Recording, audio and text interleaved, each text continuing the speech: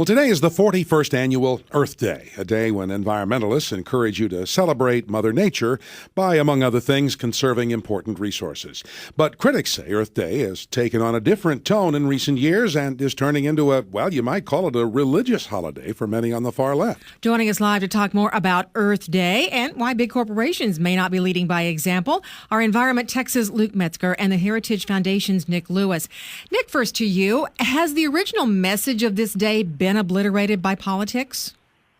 Yeah, I think so, and I think, it's been somewhat indoctrinating to children as well because, if they won't listen to their parents, they'll listen to their teachers. And, part of this, I think, has been less about community involvement, which can make a significant impact in keeping our local environments clean, and more about, global warming pollution, which may not necessarily be pollution at all.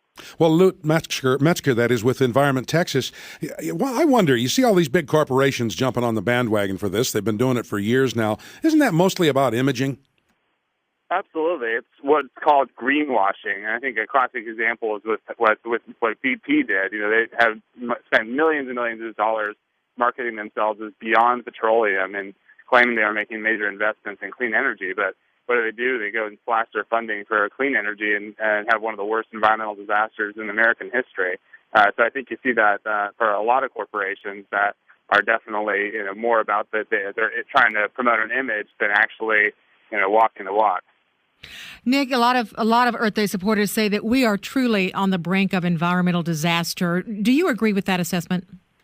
No, I don't. In fact, it was really interesting. The United Nations just took off one of their websites that 50 million people were going to be climate change refugees by the year 2010. And, a reporter asked them about that question, and they didn't have an answer. And, a few minutes later, the website was gone from their page. And, fortunately for Google Cache, you can still see what they were trying to say and how many refugees there would be across the world. And now they're trying to extend that to 2020. And, it's been proven that, we're not in a state of climate alarmism. Yes, climate change is happening, but not at the rate that, environmental activists are saying it is. Thanks to both of you for talking with us this morning on this Earth Day. Environment Texas' Luke Metzger and Heritage Foundation's Nick Lewis.